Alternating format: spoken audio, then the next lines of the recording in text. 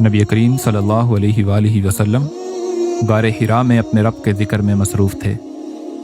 ابھی آپ صلی اللہ علیہ وآلہ وسلم پہ نزول وحی کی ابتدا نہیں ہوئی تھی۔ اچانک غار حرا میں سیدنا جبرائیل علیہ السلام نمودار ہوئے۔ یہ پہلی وحی تھی جو سیدنا جبرائیل علیہ السلام اللہ کے حبیب صلی اللہ علیہ وآلہ وسلم کی خدمت میں لے کر حاضر ہوئے تھے۔ سیدنا جبرائیل علیہ السلام نے عرض کی، اقرأ، اے اللہ کے حبیب پڑھیے۔ نبی کریم صلی اللہ علیہ وآلہ وسلم نے پوچھا، ما انا بقاری، میں کیا پڑھوں؟ اب اس جملے کا ترجمہ کرتے ہوئے بعض لوگوں کو یہ شبہ ہوا ہے کہ ما انا بقاری میں حرف ما نفی کے لیے ہے، اس لیے ترجمہ یہ کیا جاتا ہے کہ میں پڑھنا نہیں جانتا۔ سیدی امام فخر الدین رضی اللہ عنہ فرماتے ہیں کہ یہاں دراصل ما استفہامیہ ہے اور سوال پوچھنے کے لیے ہے، یعنی جب سیدنا جبرائیل علیہ السلام نے عرض کی اقرأ تو اللہ کے حبیب صلی اللہ علیہ وآلہ وسلم نے پوچھا، ما انا بقاری، میں کیا پڑھوں؟ سیدنا جبرائیل علیہ السلام نے آپ صلی اللہ علیہ وآلہ وسلم کو اپنے سینے سے لگا کر دبایا اور پھر عرض کیا، اقرأ، اے اللہ کے حبیب پڑھیے۔ تو پھر نبی علیہ الصلوۃ والسلام نے اس کا کیا جواب ارشاد فرمایا، اور یہ واقعہ کس رات کو پیش آیا اور اس کی ہماری زندگی میں کیا اہمیت ہے؟ اس بابرکت رات میں کون سی عبادات کرنا مسنون ہے؟ آئیے جانتے ہیں۔ جب سیدنا جبرائیل علیہ السلام نے آپ صلی اللہ علیہ وآلہ وسلم کو اپنے سینے سے لگایا اور عرض کی، اقرأ، اے اللہ کے حبیب پڑھیے، تو نبی علیہ الصلوۃ والسلام نے پوچھا، ما انا بقاری، میں کیا پڑھوں؟ سیدنا جبرائیل علیہ السلام نے 3 مرتبہ ایسے ہی کیا، آپ صلی اللہ علیہ وآلہ وسلم کو سینے سے لگا کر دبایا اور تیسری مرتبہ عرض کیا، اقرأ بسم ربک الذی خلق، خلق الانسان من علق، اقرأ وربک الاکرم، الذی علم بالقلم، علم الانسان ما لم یعلم۔ یہ پہلی وحی تھی۔ پھر اس کے بعد نزول قرآن کا سلسلہ 23 سال تک جاری رہا۔ اللہ سبحانہ و تعالیٰ نے ارشاد فرمایا، انا انزلناہ فی لیلۃ القدر، بے شک ہم نے قرآن کو لیلۃ القدر میں نازل کیا۔ ہم جانتے ہیں کہ قرآن کو 23 سال کے عرصے میں نازل کیا گیا، جبکہ اللہ سبحانہ و تعالیٰ نے فرمایا ہے کہ ہم نے اسے لیلۃ القدر کی ایک رات میں نازل کیا۔ اس بات کو سمجھنے کے لیے ہمارے لیے یہ جاننا ضروری ہے کہ دراصل قرآن مجید کے نازل ہونے کی 2 صورتیں ہیں، انزال اور تنزیل۔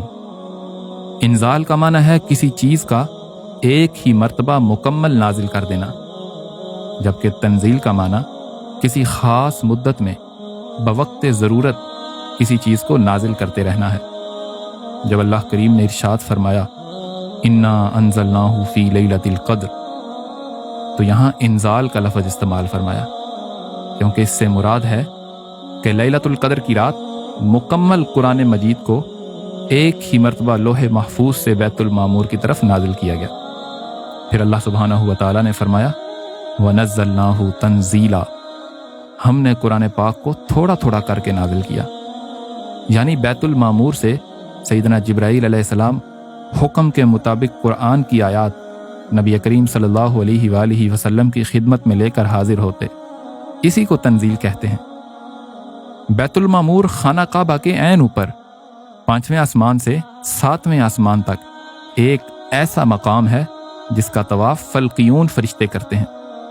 امام اہل بیت سیدی امام فخر الدین رضی اللہ عنہ اپنی مشہور زمانہ کتاب تبریۃ الذمہ فی نصح الامہ میں نزول قرآن کی حقیقت کو واضح کرتے ہوئے فرماتے ہیں کہ ایک دن سیدنا جابر رضی اللہ عنہ نبی کریم صلی اللہ علیہ وآلہ وسلم کی بارگاہ میں موجود تھے۔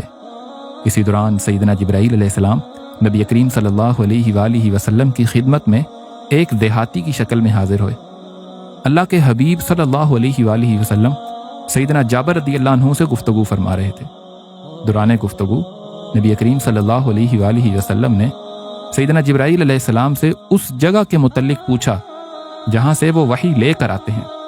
سیدنا جبرائیل علیہ السلام نے عرض کی کہ میں تو بیت المعمور سے وحی لاتا ہوں، اور جب نزول وحی کا وقت ہوتا ہے تو مجھے گھنٹی بجنے کی آواز سنائی دیتی ہے، پھر میں چاہے آسمانوں کے کناروں میں ہوں، میں جلدی سے بیت المعمور کی طرف جاتا ہوں اور وہاں سے وحی لے کر انبیاء تک پہنچا دیتا ہوں۔ نبی کریم صلی اللہ علیہ وآلہ وسلم نے فرمایا، اے جبرائیل، اب جب بیت المعمور کی طرف جانا تو وہاں میرا مبارک شجرہ نصب پڑھنا۔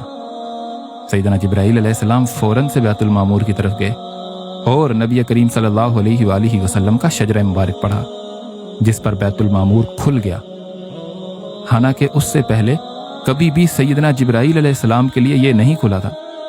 اب سیدنا جبرائیل علیہ السلام نے کیا دیکھا کہ بیت المعمور کے اندر بھی نبی کریم صلی اللہ علیہ وآلہ وسلم ہی تشریف فرما ہے۔ آپ بڑے حیران ہوئے اور فوراً زمین کی طرف واپس آئے، دیکھا کہ نبی کریم صلی اللہ علیہ وآلہ وسلم تو اپنی جگہ پر سیدنا جابر کے ساتھ موجود ہیں۔ سیدنا جبرائیل علیہ السلام پھر سے بیت المعمور کی طرف گئے اور وہاں پر بھی نبی کریم صلی اللہ علیہ وآلہ وسلم کو موجود پایا۔ آپ پھر حیرانگی کے عالم میں تیزی سے زمین کی طرف واپس آئے تو نبی کریم صلی اللہ علیہ وآلہ وسلم پہلے والی حالت میں موجود تھے۔ سیدنا جبرائیل علیہ السلام پھر سے دیہاتی کی شکل میں آئے اور اب کی بار سیدنا جابر رضی اللہ عنہ کے پاس آئے اور پوچھا کہ کیا نبی کریم صلی اللہ علیہ وآلہ وسلم نے اس مجلس کو چھوڑا تھا؟ کیا وہ کہیں اٹھ کر گئے تھے؟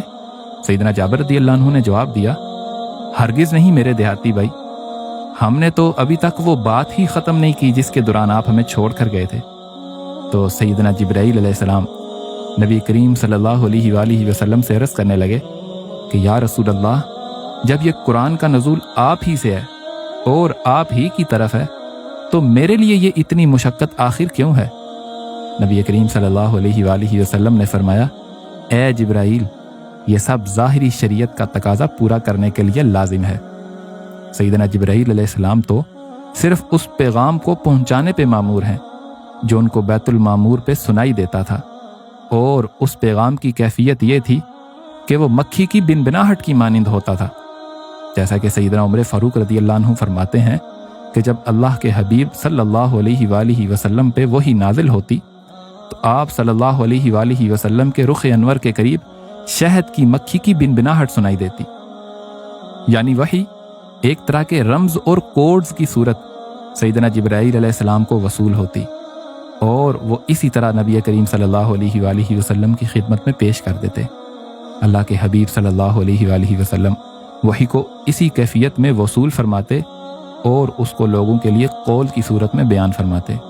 اس لیے تو اللہ سبحانہ و تعالیٰ نے فرمایا ہے، اِنَّهُ لَقَوْلُ رَسُولٍ کریم، بے شک یہ قرآن رسول کریم صلی اللہ علیہ وآلہ وسلم کا قول ہے، یعنی یہ کسی شاعر کی کوئی بات یا کسی جادوگر کی کوئی جادوگری نہیں ہے، بلکہ یہ تو اللہ کا کلام ہے جو اس کے عظمتوں والے رسول نے اپنے قول سے بیان فرمایا، اور جو اللہ کی وحی کے بغیر کوئی بات نہیں کرتا، جس کی دلیل خود قرآن ہے، وَمَا يَنطِقُ عَنِ الْهَوَىٰ إِنْ هُوَ إِلَّا وَحْيٌ يُوحَىٰ، کہ آپ صلی اللہ علیہ وآلہ وسلم جو بھی کلام کرتے ہیں وہی الہی سے کرتے ہیں، سو چاہے وہ حدیث قدسی ہو، آپ صلی اللہ علیہ وآلہ وسلم کا فرمان ہو یا پھر قرآن ہو، یہ سب اللہ کی طرف سے وحی ہے۔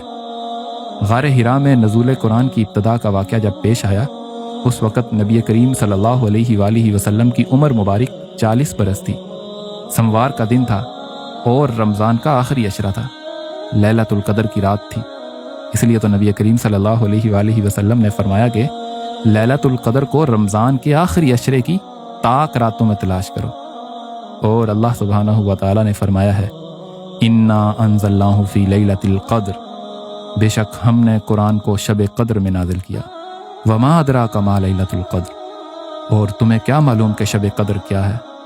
لیلۃ القدر خیر من الف شہر، شب قدر تو 1000 مہینوں سے بہتر ہے۔ تنزل الملائکۃ والروح فیہا بإذن ربہم من کل امر، اس رات میں فرشتے اور روح الامین اپنے رب کے اذن سے ہر امر کے ساتھ اترتے ہیں۔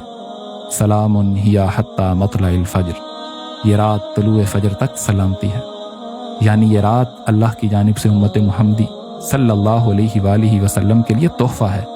نبی کریم صلی اللہ علیہ وآلہ وسلم کے سامنے جب سابقہ امتوں کو پیش کیا گیا تو آپ صلی اللہ علیہ وآلہ وسلم نے دیکھا کہ साबका उम्मतों की उम्रें इंतहाई लंबी हैं। आप सल्लल्लाहु अलैहि वसल्लम ने उनके मुकाबले में अपनी उम्मत के लोगों की उम्र को कम देखा, तो ये ख्याल फरमाया कि मेरी उम्मत के लोग इतनी कम उम्र में साबका उम्मतों के बराबर अमल कैसे कर सकेंगे। तो अल्लाह ने आप सल्लल्लाहु अलैहि वसल्लम को आपकी उम्मत के लिए लैलतुल क़द्र अता फरमा दी, जो 1000 महीनों से अफजल है। इसलिए आप सल्लल्लाहु अलैहि वसल्लम ने फरमाया, ये मुक़द्दस रात अल्लाह ताला ने फ़कत मेरी उम्मत को अता फरमाई, साबका उम्मतों में यह शरफ़ किसी को भी नहीं मिला। इस रात में सैयदना जिब्राईल अलैहिस्सलाम फरिश्तों के झुरमट में ज़मीन पर उतरते हैं और हर उस शख्स के लिए दुआए मग़फ़िरत करते हैं जो खड़े होकर या बैठे हुए अल्लाह का जिक्र कर रहा हो।